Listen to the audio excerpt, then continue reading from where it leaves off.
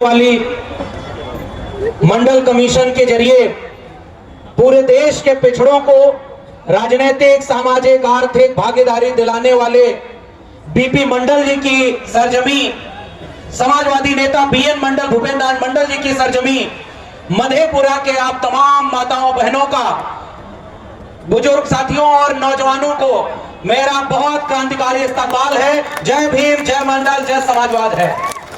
साथियों, आज समाजवादी मिट्टी मधेपुरा से एक बार फिर इस इम्तिहान की घड़ी के वक्त हम मिल रहे हैं जब इस देश में बिहार के मुकद्दर का फैसला होना है। और यह फैसला केवल बिहार का नहीं होगा, मधेपुरा के लोगों, जब जब इस देश में तानाशाही, मनुवादी, जातिवादी, सामंती ताकतों ने अपना परचम लहराने की कोशिश की, तो बिहार ने क्रांति का बिगुल बजाया है और पूरे देश को रास्ता दिखाया है। इसलिए आज बिहार के बीच फैसले की घड़ी है कि आगे बिहार कैसे चलेगा।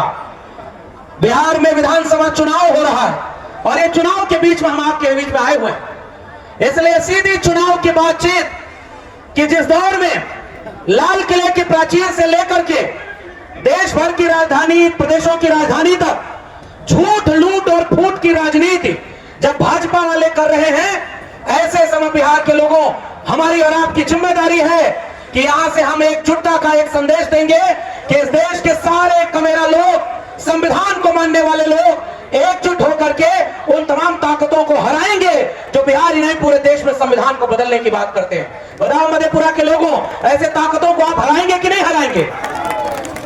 इस देश में अगर कोई सबसे बड़ी किताब है जिससे देश चलता है तो बाबा साहब डॉक्टर भीमराव अंबेडकर के नेतृत्व में बना बाबा साहब का भारत का संविधान है। और बिहार जो तथागत बुद्ध की सरजमी है, कर्पूरी ठाकुर की जमीन है, शहीद जगदेव बाबू की जमीन है और समाजवादी लोगों की जमीन है, जिसने एक दौर में राना दिया था कि सदियों की ठंडी बुझी राख सुबुगा उठी, मिट्टी सोने का ताज पहन ठिलाती है, दो राह समय के रथ का घर घर नाम सुनो, सिंहासन खाली करो कि जनता आती है।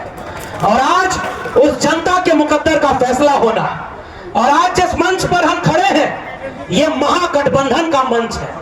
ये कुछ राजनीतिक दलों का ही गठबंधन नहीं है, ये इस देश के गरीबों का, पिछड़ों का, दलितों का, अति पिछड़ों का, महिलाओं का, किसानों का, मजदूरों का गठबंधन है। इसलिए इस महागठबंधन के मन से आज महा ऐलान हम करने आए हैं कि बिहार को जितनी बड़ी जीत महागठबंधन दिलाएगा, मधेपुरा के लोगों आप हाथ उठा के बताओ, उसमें सबसे बड़ी जीत में मधेपुरा का नाम शामिल होगा कि नहीं होगा? आप जीत दिलाएंगे ना? ये जीत इसलिए दिलाना क्योंकि जिस दौर में इस देश को चलाने वाले नेता कहते हैं कि हम हर हाथ में तलवार देंगे, भाला बंदूक देंगे, उस देश में बिहार के भावी मुख्यमंत्री और महागठबंधन के नेता तेजस्वी प्रसाद ने कहा कि तलवार बांटने के दौर में हम नौकरी और कलम बांटने के लिए आपके बीच में आए हैं, इसलिए हम नौकरी वाले का साथ देने के लिए। आप सोच के देखिए, इस देश में नारा लगाया 2 करोड़ रोजगार हर साल। बताओ मधेपुरा के लोगों, आप लोगों को वो 2 करोड़ रोजगार में से कोई रोजगार मिला क्या? अरे जोर से बताना, क्या नौकरी वहां वाली मिली क्या? आपके अकाउंट में 15 लाख रुपए आया क्या? कोई आपके इलाके में स्मार्ट सिटी, स्मार्ट गांव बना क्या? इसका मतलब वहां से झूठ बोला गया था कि नहीं बोला गया? और आज आपके सामने महागठबंधन का एक घोषणा पत्र जो मैं आपके बीच लेकर के आया हूं। मधेपुरा के लोगों, गांव गांव हमें इस घोषणा पत्र को पहुंचाना है। इसमें लिखा है बिहार का तेजस्वी प्रण, और तेजस्वी प्रसाद ने महागठबंधन के साथ मिलकर कहा है कि अपने तेजस्वी प्रण को पूरा करने के लिए अगर मुझे प्राण भी देना पड़े तो मैं प्राण देने में पीछे नहीं रहूंगा। इसलिए उस भरोसे के नाम हम लोग यहाँ पर आपके सामने रखते हैं। और ये एकजुटता किस बात की है? इस घोषणा पत्र को पढ़ना मधेपुरा के लोगों, जिस प्रांगण में कार्यक्रम हो रहा है, ये आदरणीय भूपेंद्र नाथ मंडल जी के नाम पर बना एक कॉमर्स कॉलेज है। तो ये कॉलेज हो चाहे बीपी मंडल के नाम पर बना विश्वविद्यालय हो, इन विश्वविद्यालयों को खड़ा करके बिहार के लोगों, पिछड़ों, अति पिछड़ों, दलितों के हाथ में कलम पकड़ाने वाले नेता मैं लालू प्रसाद यादव जी को यहां से याद करना चाहता हूं, जिन्होंने दंगाइयों के सामने कभी समझौता नहीं किया और डंके की चोट पर खड़े होकर के बिहार की आवाज को बुलंद किया। और ये जरूरत है आज इस बात को कहने की, गरीबों, कमजोरों को, पिछड़े, अति पिछड़े लोगों को और दलितों को आवाज देने का काम लालू यादव और उस समय के समाजवादी नेताओं ने किया।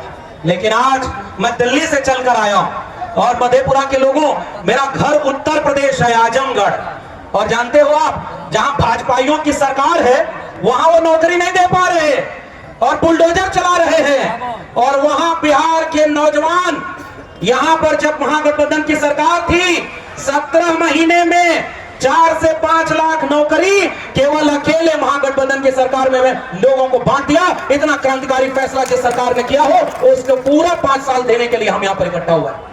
और उत्तर प्रदेश से आया हूं तो एक बात कहूंगा, बिहार के लोगों याद रखना, हमारे उत्तर प्रदेश में सार और बुलडोजर चलाने वाली भाजपा के राज में नौजवान त्रस्त हो गया और उनमें से भी हजारों नौजवानों को उसी महागठबंधन की सरकार में बिहार में आके नौकरी लगी थी और यूपी में जाकर वो तारीफ कर रहे थे कि महागठबंधन की तेजस्वी प्रसाद की सरकार ने हमें नौकरी दी।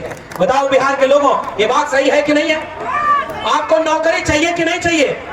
और ये तेजस्वी प्रण को पढ़ना, आज तक के इतिहास में किसी नेता ने आज तक आजाद भारत में इतना बड़ा ऐलान नहीं किया था कि जिस भी घर में नौकरी नहीं है सरकारी, 20 महीने में हम उस घर में सरकारी नौकरी देंगे। इसलिए हम इस मंच पर उस नेता को सराहना करते हैं। हम इस नेता के साथ खड़े होने आए हैं जो आपके बच्चों को नौकरी देने की बात करता है। और वो क्या कर रहे हैं?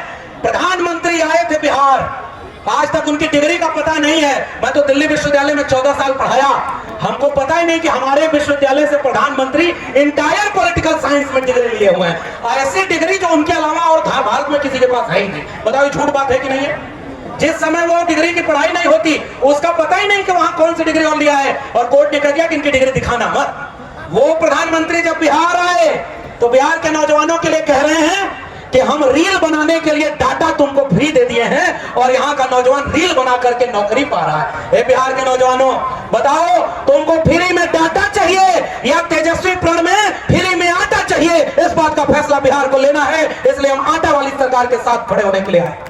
और इसलिए जो नौकरी की बात करे, इस मैनिफेस्टो को पढ़ना। ये जितने कॉलेज स्कूल हैं, एक जमाने में लालू जी ने चरवाहा विद्यालय खोला था। गांव गरीब कस्बे के लोग, कुमार, लोहार, बढ़ई, नाई, मोची, निषाद, मल्ला, उन तमाम जातियों के लोग जिनके पुरखे हाथ से मेहनत करते थे, खेत में काम करते थे, मजदूरी करते थे, उनके बच्चों को कोई बराबरी का हक नहीं दिया था।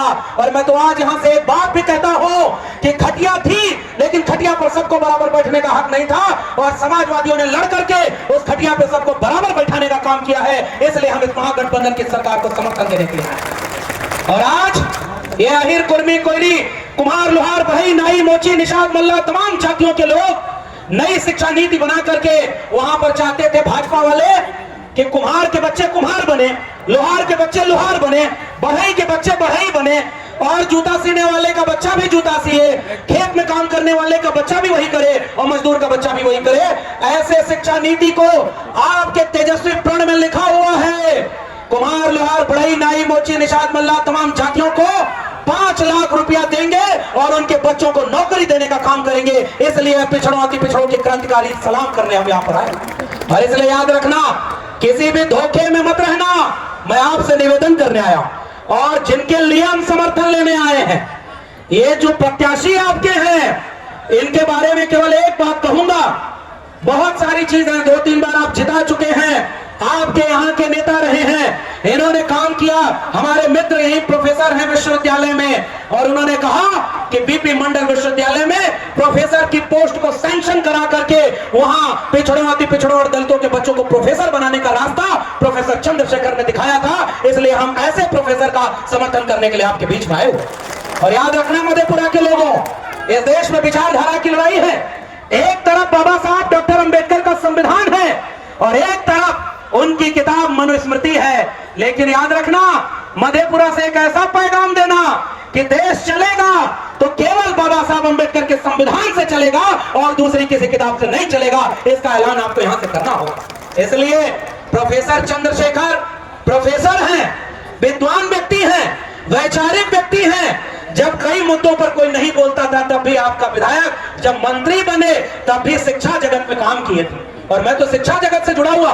बताओ, शिक्षा जगत में क्रांतिकारी काम किए होते तो आजकल तो बिहार में पता ही नहीं चल रहा है कि यहाँ के डिप्टी सीएम भी 10वीं 12वीं की डिग्री उनकी कौन सी है आज तक पता नहीं। कहते हैं जाके हाफिज डेविड देख लीजिए, हाफिज डेविड में सब लिखा हुआ है। बताइए, ऐसे दौर में आपके बीच में एक पढ़े लिखे प्रत्याशी, विद्वान प्रत्याशी जो आपके बीच के, और याद रखना मधेपुरा के लोगों, ये राजनीतिक मंच है, लेकिन मैं इस चुनाव को एक विधायक चुनने का चुनाव नहीं देख रहा। बहुत गौर से समझना, मैं बहुत संक्षेप में अपनी बात खत्म करूंगा, क्योंकि और भी बहुत वरिष्ठ नेता जो आपके मधेपुरा से लेकर पूरे बिहार के बहुत सम्मानित लोग बैठे हुए हैं, इनमें से भी कुछ लोग अपनी बात रखेंगे और फिर हमारे महागठबंधन के सारे बड़े नेता तेजस्वी जी और तमाम लोग आएंगे। लेकिन मेरी बात को गांठ बांध लेना, मैं आपसे ये निवेदन करने आया हूं, कई बार चुनाव होता है तो जो डॉक्टर राम मनोहर लोहिया कहा करते थे कि अगर रोटी को पलटा न जाए तो रोटी जल जाती है और खाने लायक नहीं बचती है। बताओ, 20 साल लगभग हो गया, अब 20 साल में बिहार की रोटी पलटने का दौर आ गया है कि नहीं आ गया? जरा हाथ उठा के बताना, ये सत्ता बदलने का दौर आ गया है कि नहीं आया है? बिहार को बिहारी चलाएगा कि बाहरी चलाएगा? जरा जोर से बोलना, बिहारी चलाएगा ना? हमारे आदरणीय मुख्यमंत्री जी, जिनका हम लोग बहुत सम्मान करते हैं, वो समाजवाद की पाठशाला से निकले हैं और समाजवाद की पाठशाला में नारा लगा करता था कि मिटे गरीबी और अमीरी, मिटे चाकरी और मजबूरी, दो बातें हैं मोटी मोटी, सबको इज्जत सबको रोटी। उस समाजवाद की पाठशाला से निकले हैं। लेकिन मुख्यमंत्री जी जो मौजूदा हैं, उन्होंने भी इस देश, इस बिहार के लिए बहुत कुछ किया होगा, लेकिन आज मधेपुरा के लोगों जरा हाथ उठा के बताओ, क्या आज वो अपना निर्णय खुद ले पा रहे हैं क्या? जरा जोर से बताना, क्या वो अपना निर्णय खुद कर पा रहे हैं? अगर कर पाते तो बड़ा भाई बराबर का भाई हो पाता क्या? इसका मतलब उनकी नहीं चल पा रही है ना। अब अगर उनकी नहीं चल पा रही है और समाजवाद का जो रथ चाचा लेकर के आगे नहीं बढ़ पा रहे, उनको दिल्ली में बैठे भाजपाई हाईजैक कर लिए हैं, तो बताओ, चाचा के हाथ से समाजवाद का रथ इस भतीजे के हाथ में सौंपना हमारी जिम्मेदारी है कि नहीं है? जरा जोर से बताना मधेपुरा के लोगों, अब ये रथ अपने भतीजे को सौंपने की जिम्मेदारी है ना? इसलिए आखिरी में जाते जाते कह के जा रहा हूं, फिर से दोहरा रहा हूं, विचारधारा की लड़ाई है।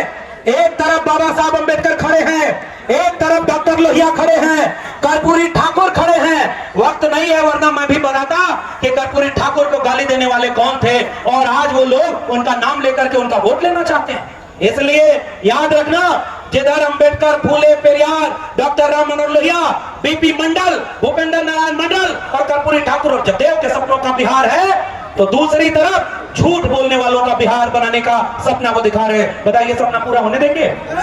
जोर से बताइए। और एक बात के लिए धन्यवाद कहता हूं, 2020 का चुनाव था, आदरणीय प्रोफेसर साहब बैठे हुए हैं, और याद रखना, मधेपुरा में ही नहीं, इनकी ख्याति पूरे देश में है। इसलिए ये बात केवल इनके चुनने की नहीं, अगर आप इनको चुनते हैं तो एक मजबूत आदमी आपकी पैरवी करने के लिए खड़ा होगा।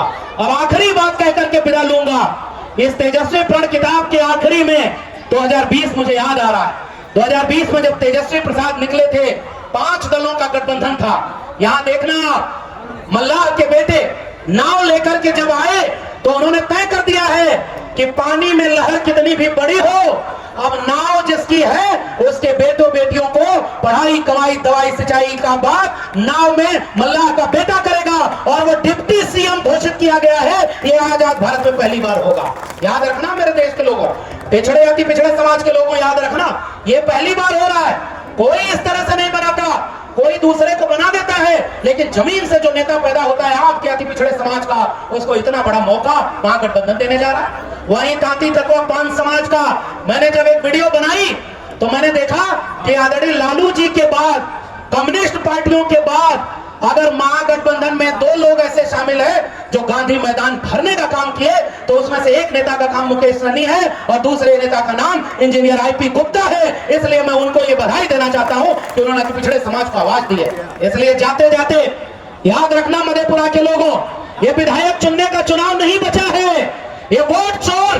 कल तक यहाँ पर इसी बिहार में वोट डालने जब दलित पिछड़े अति पिछड़े जाते थे तो गांव में, बताओ मधेपुरा के लोगों, वोट डालने से रोका जाता था कि नहीं था? जरा बताओ, आपको वोट डालना, चप्पल पहनना, पढ़ाई लिखाई का पूरा अधिकार था, लेकिन जब लड़ करके वोट डालने का अधिकार बाबा साहब के संविधान से मिला, तो ये गुजरात से चल करके मोदी और शाह की जोड़ी वोट की चोरी कर ले रही है। इसलिए 6 नवंबर को मधेपुरा के लोगों, जो साइकिल के बटन, ये लालटेन की बटन दबाना, तो याद रखना कि एक एक वोट लालटेन पर जाएगा और उस वोट की हिफाजत भी आपको करना है। इस बात का यहाँ पर ऐलान करके जा रहा है। इसलिए वोट की चोरी नहीं होने देना, वोट की चोरी, वोट डालने तक खड़े रहना।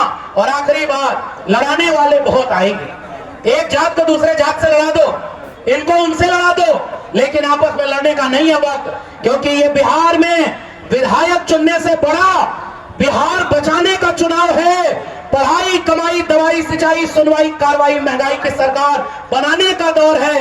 अगर बिहार से झूठे भाजपाइयों को बेदखल कर दिया तो अगली बार बंगाल में, और फिर जिस साइकिल का नाम निकला था ना उत्तर प्रदेश से, हम लोग उसकी विदाई करेंगे और फिर पूरे देश से छुट्टोगे और विदाई हो जाएगी। इसलिए मेरा निवेदन याद रखिएगा, बहुत कम में ज्यादा समझिएगा। ये वही मधेपुरा है जहां मैं कई बार वैचारिक कार्यक्रम में आया हूं।